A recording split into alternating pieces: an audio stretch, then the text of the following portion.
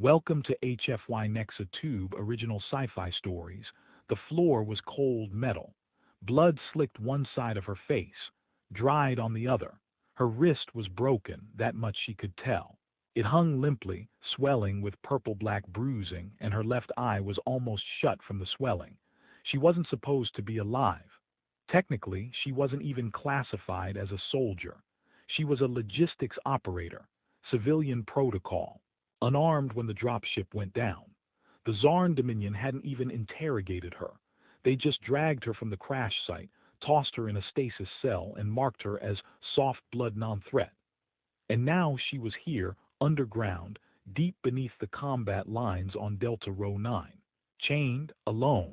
Her name was Myra Halden, and 37 hours from now, every Zarn soldier in this facility would be dead. The Zarn facility was standard Imperial design. Layered bunkers, reinforced doors, and scream-muffled walls. Inside, over 100 elite enforcers rested, fed, and laughed without fear. They'd captured a dozen humans during the last offensive push. 11 had broken. 2 died under questioning. And one, the last, the quiet one, hadn't said a word. She just stared. Not defiant, not pleading, just still. Like a broken doll tossed in the corner. They didn't even secure her with the others. They moved her to isolation, gave the guards no standing orders. Just another fragile death worlder ready to snap in silence. On the second day, they came to take her vitals. 2 enforcers, 7 feet tall, fanged, armored. They joked about the way her shoulders slumped. One leaned close and muttered, "Can you still hear, little meat?" Myra blinked once. The next second, that enforcer's wrist shattered backward with a sickening crack. No scream, just silence. Her broken wrist hadn't moved, but his bones had ruptured anyway. They assumed it was a restraint failure. They shocked her, beat her, left her unconscious again. But that guard, he didn't stop screaming. His wrist wouldn't stop swelling. And the medics said they couldn't sedate him. No reason why. His body had gone into some kind of rejection spiral. He died 14 hours later. The autopsy listed nervous system annihilation. The security chief ordered her restraints doubled. And still, Myra didn't speak. By the third day, strange things started happening. Lights flickered only near her cell. Doors jammed when guards approached her wing. One drone unit refused to enter her hallway. Its AI returned an error code. LIFEFORM EXCEDS tolerance. And the guards started having nightmares.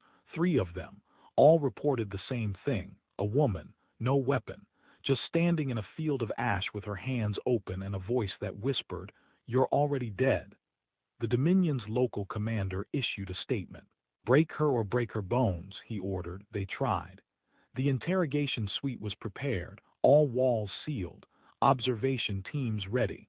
Myra was brought in unconscious, IV drip, monitored vitals, no trace of resistance, until she opened her eyes, and the cameras went dark, every single one.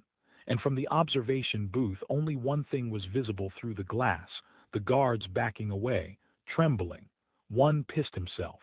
The commander ordered shock response droids to intervene. The droids shut themselves down mid-stride, not destroyed, not damaged. They simply stopped, as if some deeper instinct told them not to move. What happened inside that room remains classified. No recording devices survived. No neural scan remained readable. All that's known is this: Myra walked out, unarmed, still bruised, still limping, still silent, but behind her, 4 elite enforcers dead. 1 with his own blade in his throat. 2 appeared to have died from their own hands. The last was found curled into a ball in the corner, whispering one word over and over. "Halden, Halden, Halden." He clawed his own throat open 15 minutes later. Myra was returned to her cell, unshackled. She didn't try to escape. She didn't try to fight. She sat down in the corner, staring at the door, waiting. The fear didn't spread. It detonated. Within 12 hours, half the facility's guards requested reassignment. Others locked themselves in barracks with weapons pointed inward. One medic walked into the reactor room and jumped into the coolant shaft. She left a single sentence on her datapad. She looked at me. The Zarn Dominion tried to contact command. No signal made it out, because comms had been quietly rerouted through a relay satellite left in orbit, a human satellite. Buried protocol inside it, years old, labeled HALDEN response do not awaken unless BREACHED. And when they brought her into this prison, they breached it. By the time command arrived with reinforcements, the entire outpost was silent. No bodies, no heat signatures, no structural damage. Just silence. And Myra, gone. No ship logs, no atmospheric disruption, no footprints. Just one message burned into the wall of her cell, not in blood, not in paint, but branded through 3 feet of alloyed steel. One is enough. The Dominion's upper command didn't believe the report. They assumed it was sabotage, a containment failure, psychological collapse. No one believed one unarmed human girl, not even a soldier, could dismantle an entire black site outpost. Until they saw the black box data. The security feed hadn't just gone dark, it had been overwritten. Each frame replaced with the same image. A woman, head tilted, staring directly into the lens. No motion, no expression. Just 2 words beneath. I remember. General Threx Varn, one of the Dominion's most feared fleet commanders, requested a kill order. He didn't care if she was armed or not. He just wanted her found and erased. The request was approved. An elite team, Crimson Core Unit 7, was dispatched to track and eliminate the target. They found her trail less than a cycle later, but she didn't run. She waited. The core unit entered the dead zone, a ruined industrial city long abandoned by war. They were armed with kinetic weapons, thermal armor, and psi-warded helmets. Nothing responded when they arrived. No birds, no wind, no ambient noise. The whole city felt paused, like the world was holding its breath. They entered the central square, and there she was, standing in the open. No weapon, no shield, wearing torn boots and a blood-streaked uniform. She looked at them like someone watching raindrops fall. No fear, no anger, just inevitability. They laughed, 7 warriors, augmented, conditioned, desensitized to human emotional projection. They mocked her silence. One stepped forward, rifle raised. Any last words, little fracture? She blinked once. That was all. Then it started. The soldier's rifle cracked inward, imploding in his hands with a snap. No blast, no external force, just collapse. The man screamed, but no sound came out. His jaw hung open, frozen. Then the blood began to pour from his eyes, ears, nose. He dropped, twitching, then nothing. The others moved instantly, blades drawn, rifles aimed. One tried to blink teleport behind her. He never reappeared. They found fragments of his teleport beacon orbiting a shattered water tank 8 blocks away. Another opened fire. The rounds never reached her. They slowed midair, turning gray, dissolving like paper touched by fire. Then his armor cracked inward like it was being crushed by an invisible ocean. The remaining soldiers tried to retreat, but they couldn't find the path back. Buildings had shifted, streets curled in on themselves. The city had changed, like it wasn't a city at all, like it was a stage, and she was the audience. One soldier activated an emergency pulse beacon. It pinged off nothing, returned only static and coordinates. Coordinates that spelled out a word in numerical cipher. HALDEN. 2 of the last 3 fired blindly. One screamed the entire time, until their own weapons turned red-hot and exploded in their hands. Not from tampering, not from sabotage, from shame. Their own tech failed them, refusing to be used against her. The last one, the squad commander, dropped to his knees. He didn't fight, didn't scream, just looked up at Myra and whispered, "What are you?" Her reply came not with words, but with movement. She reached down, lifted a rock, held it in her fractured fingers, and whispered something only the soil beneath them could hear. The city shifted, the sky dimmed, and the square was empty. Days later, a drone recovered the team's locator chips. Each was embedded in the exact same pattern, spiraled around the square like a flower's petals. At the center, a boot print, deep, pressed into concrete, as if the entire weight of Earth had walked there. Fleet Command issued Red Directive Null shortly after. All Dominion officers were ordered to avoid all human females matching Myra's description. Not detain, not engage, just avoid, because none had returned alive, and none had fired a successful shot. Rumors spread. They called her the Fracture Ghost, the girl who came back from the dead. Some believed she had no name. Some believed she was an AI Earth forgot to switch off. Others claimed she'd made a pact with a dying god in exchange for vengeance. All of them were wrong.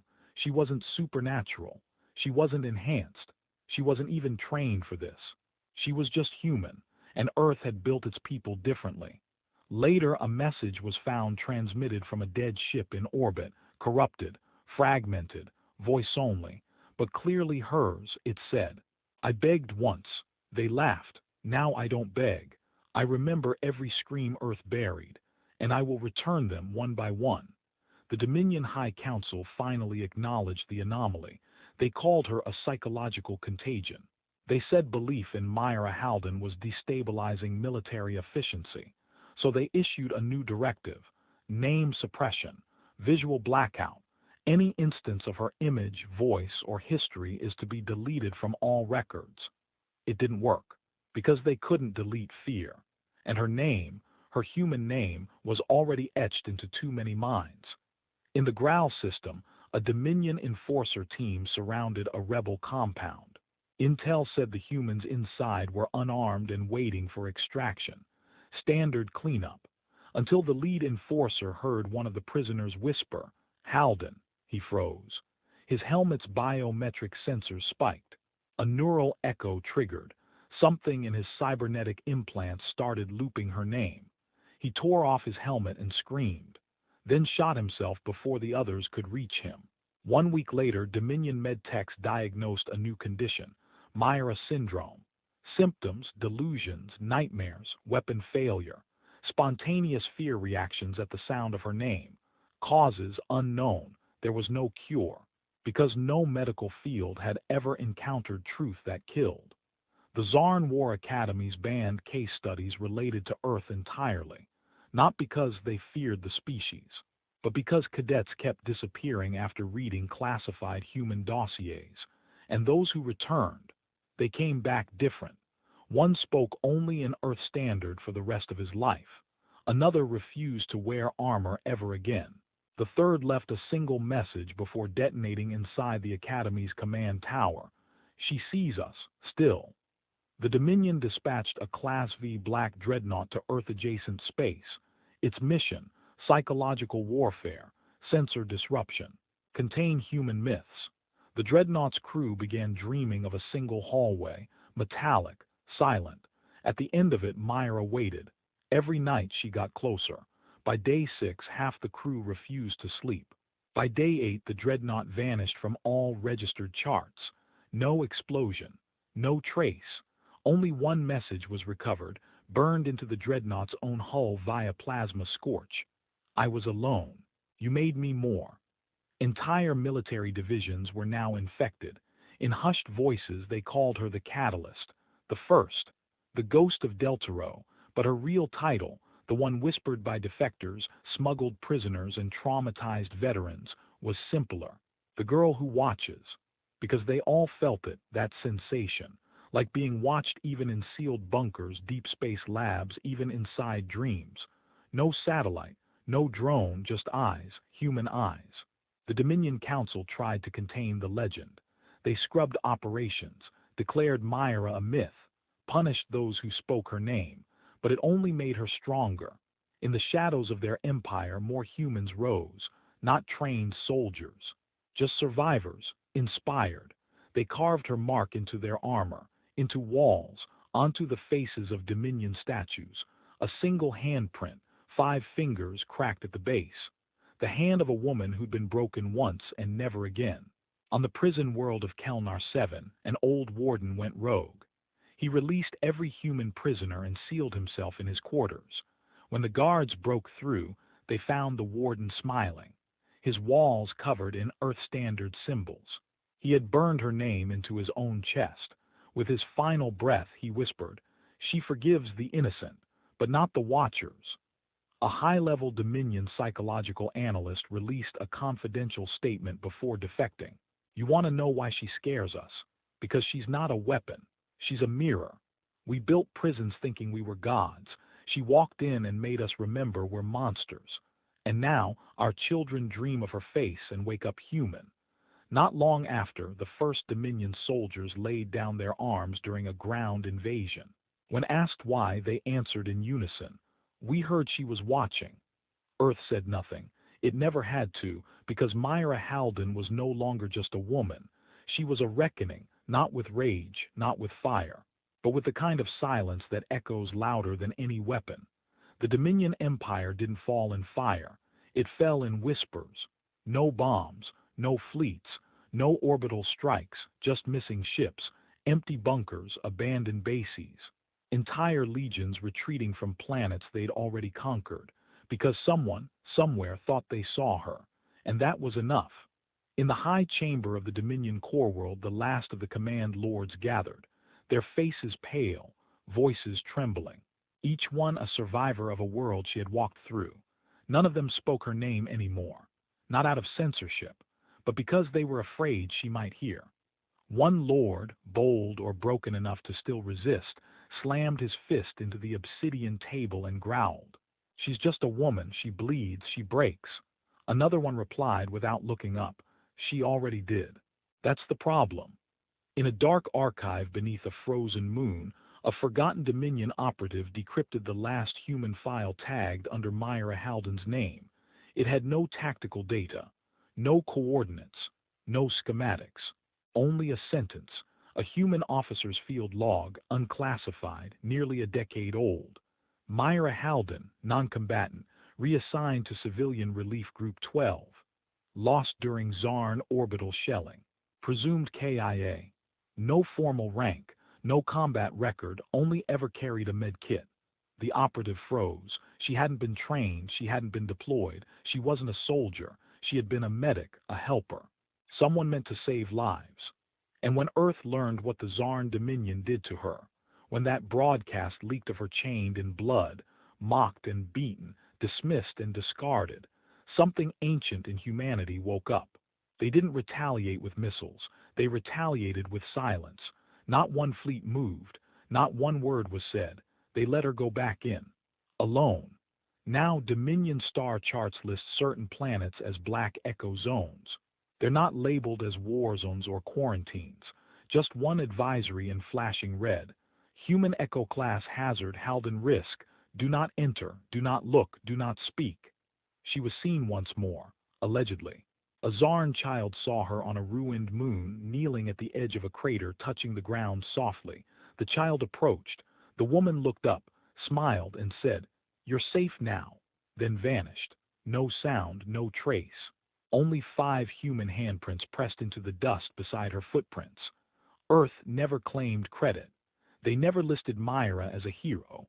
Her name appears on no war memorial, no list of survivors, no propaganda. Because Earth knew something the galaxy had just learned the hard way. You don't need to remember how she fought.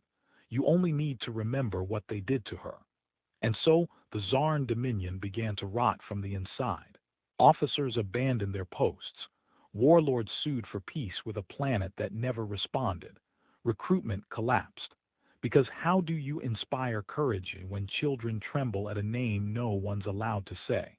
Across neutral space, the last loyal Dominion enforcer finally asked the question no one dared before. What if we just helped her when she fell? No one answered. Because the answer didn't matter anymore. The price had already been paid. In fear, in silence, in vanishing worlds.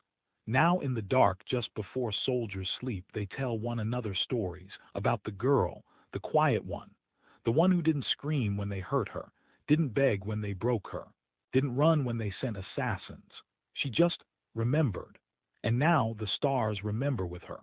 Because in the far corners of the galaxy, if you listen carefully, where Dominion ships once flew proud and loud, you might still hear 5 soft words etched into cold metal, drifting through the void.